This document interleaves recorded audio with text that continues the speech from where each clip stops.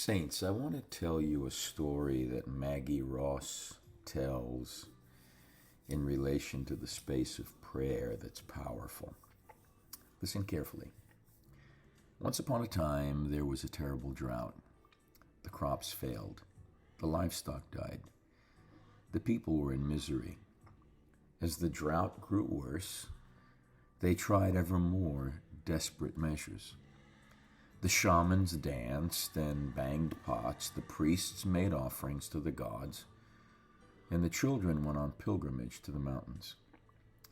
A few individuals even shot arrows at a stray cloud, hoping to pierce the membrane that held back the water. Or so they thought. Any charlatan who came along claiming to be able to make rain fall was hired. Always the outcome was the same. He took the money and ran. One day the villagers spied a beggar, trudging down the road, leaning on his stick. "Go away, old man," they said. "We don't have any food and water for ourselves, much less for the likes of you. We're not hiring any more so-called rainmakers." Unperturbed, the old man replied, "Keep your food and drink and your money.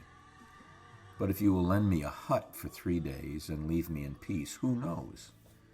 Some good may come of it." So the villagers showed the beggar to a spacious, if somewhat smelly, chicken shed, whose clucking inhabitants had long since succumbed in the pounding heat, and the old man went inside and shut the door. The villagers thought him mad and went their separate ways, muttering about the drought making people crazy and about who was going to pull the corpse out when the 3 days was over, and about whether they should burn the shed without opening it. Soon the novelty wore off, and one by one the villagers sank into the lassitude and despair that are the foretaste of death. 2 more stifling days passed.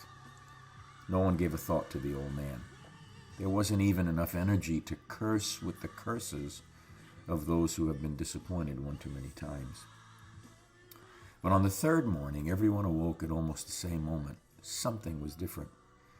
The people came slowly out of their houses, wondering. A breeze so slight as to be barely perceptible caressed their faces. As they stood there, stunned with disbelief, the air itself began to change, becoming thick with humidity. Clouds piled up, energy gathered until the atmosphere crackled with lightning. The people covered their ears, laughing at the tremendous booms of thunder and the gentle, steady rain pouring down, soaking into the parched earth.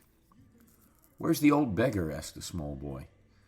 Intrigued, someone would shut himself in a chicken shed, emitting a stench that clung to anyone who went near it. Everyone ran to the shed. The door was open. The beggar was gone. "There!" cried the boy, running after a speck, limping toward the horizon. Everyone pelted after him. "Old man!" the village headman called, gasping with exertion as they finally caught up. "Don't leave us. We will make you king. We will feed and house you and give you such treasures as we have." "Thank you," said the beggar, "but as you can see, I have no use for kingship or treasures. As for food and drink, the fields and creatures supply me, and water falls from heaven." "Well, if you won't stay with us," the headman wheeled, "then please tell us your magic so that we can make it rain when there is another drought." "There is no magic," replied the beggar, "and I am no sorcerer. The rain is always with you. All I did was to inhabit an empty space where the rain could find its focus and fall on its own terms. If you fill your world with too much activity and too much noise, if you cut all the trees and plow your fields relentlessly, the rain cannot gather itself from its hiding places to make a storm." Now, beloved, when we think about that, and we think about the nature of all of that, true prayer, as Maggie Ross says, tries to gather what needs attention and then lets go of it in the love of God.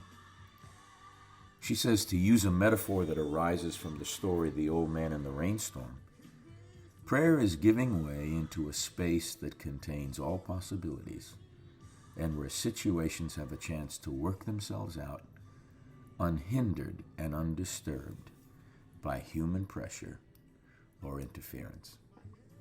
In relation to stillness and beholding and silent prayer, it's pretty powerful.